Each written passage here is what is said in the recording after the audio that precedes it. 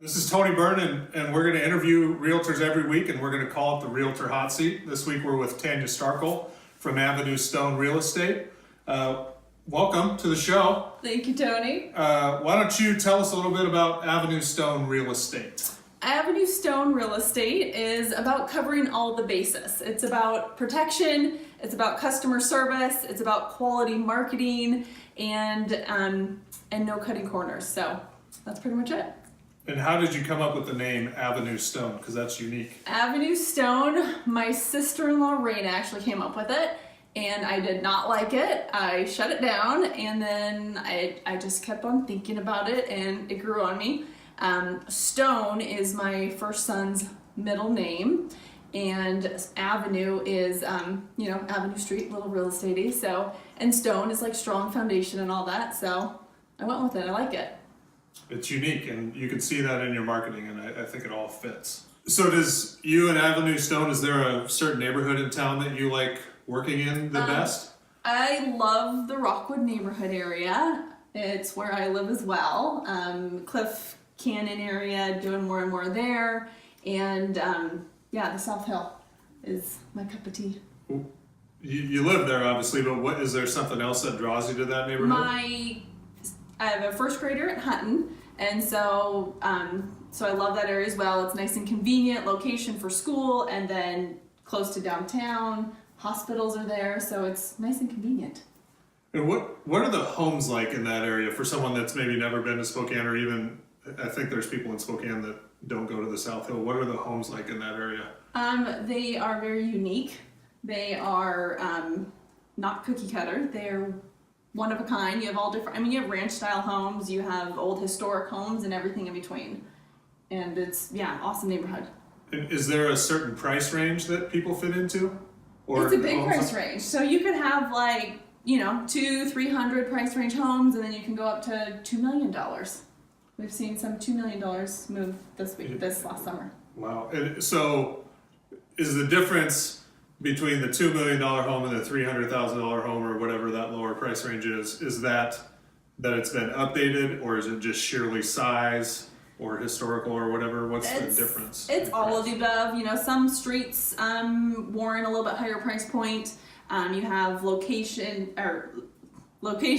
but like size and larger, more bedrooms, more baths, and definitely if a home is done to the nines and it's updated, then that definitely warrants a higher price point. So when people move in there, we recently moved in there and updated, is that what kind of people do when they move into the South Hill, is take an old home and update it? A lot of people are right now, which I love. It's awesome. I love people making their home theirs and doing that. So it's like taking the old homes that are dark and making them nice and light and bright and their style. So obviously people are renovating when they're buying them. If you're a seller, you don't get any money for that renovation. Are there things you're telling sellers to do to? Absolutely. I love helping sellers make their home the best version that it can before they sell, and that's different for every seller. Some sellers don't have very much money to put into it, others have more, and we can do more things with them so they can reap more of the benefits when they sell. It just depends on the seller.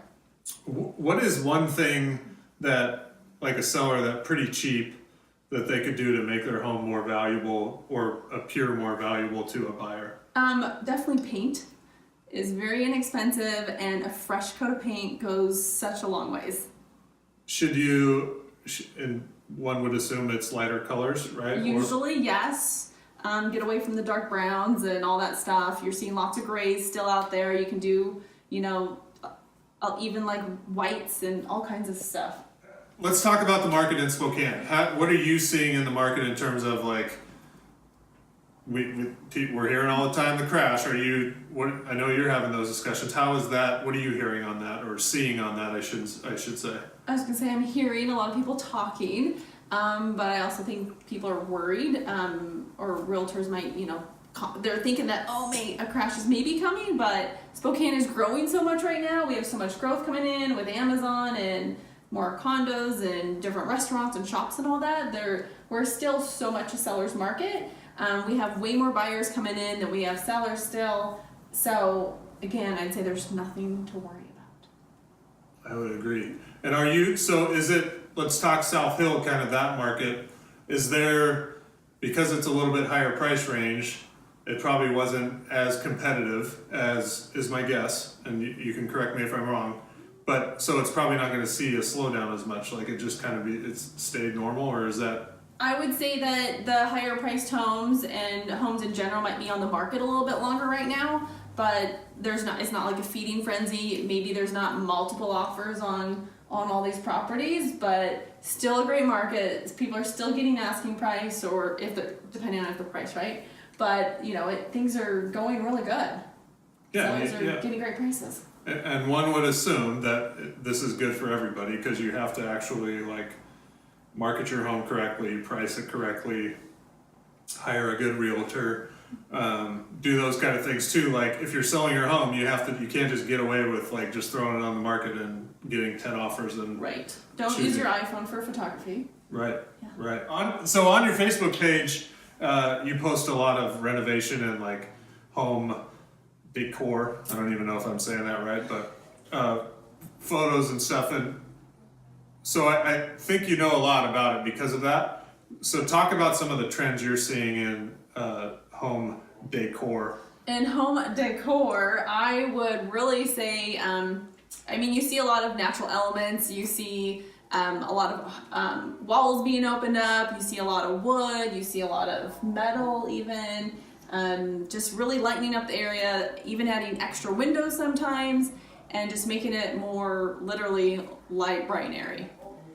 So is there something that you like, especially in like, because South Hill's kind of your deal, is there something that those homes need for the most part? A lot of the older homes were closed off, and they had a lot of small rooms, separate kitchen, separate dining room and living room. So the biggest thing with those guys is I recommend opening up some walls, making it, that's more what buyers want, is they want that easy flow. Is that something as a buyer, do you want it done before you move in, or do you want it like, do they want to do it themselves so they kind of get to create their plan? A lot of buyers actually want to move into a home that's already done and they don't have to do the work. But then other buyers love to go in and make it their own. And it just really depends on the buyer and whether they have the vision or the ability to like go for it. So what are things that sellers can do, or what do you tell sellers that they need to do when they're selling their home to either make more money, make their home sell faster, do those kind of things? Two things is really going through the home, having your home staged, having the furniture positioned the best way it can be in that room so there's good flow, and getting rid of a lot of junk. So many photos out there that you see online for homes that are for sale. There's crap everywhere. It's like, get rid of this and that, and it actually makes the room bigger and it appeals to more buyers. So really decluttering and having somebody come in there and help you. Like I do that with my sellers. I go through there and make sure every room is looking the best. And then with that, also professional photography. There are so many dark photos that buyers see, and it's just like, I can't even see the room. And it just drives me nuts. So really having professional, high quality photography that is bright and you can see the room makes a big difference. So if I'm a seller, and you said staging is important and professional photography, I obviously have to pay you to sell my home. Is that extra to have my home staged and have my home photographed professionally? Nope, that is a service that I cover for my sellers. And is that standard across the industry? Like photography, I would think is part of the deal across? You would think so, but the lack of photography out there, I don't think a lot of people are not paying, they're definitely not paying for that. And then staging is like, for some would be extra, for some isn't, or is that? I think so, yeah. If like I go through the home with my clients and make sure that every room is staged properly. I've even had a stager come in as well. It just depends on the client's home and their decor and what that seller needs. But I go through all that with them to really, it's all about helping the buyer fall in love with your home, and little things that you can do around the house really makes an impact with that. All right, so we're kind of back into the South Hill, and it may not be South Hill, but where's your favorite place to have dinner in town? The Starkel's Kitchen. My husband is a phenomenal cook.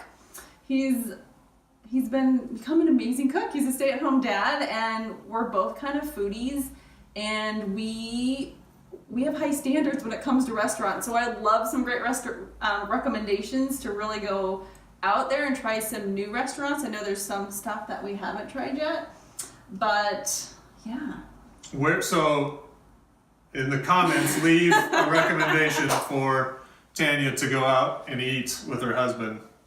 They have high standards. So you don't eat out. That's we've established that. Where are you going to have a happy hour or a drink? I love my Bostangos. Huckleberry martini is amazing. Favorite for sure. All right, we're trying it. Hey, thanks for joining us this week. Where can Facebook find you on the interwebs? Where can the people out there that are watching this find you? My website is avenuestonerealestate.com, and my Facebook and Instagram is at Avenue Stone Real Estate. All right, go give her a like and a follow, and check out that website. We'll see you next time.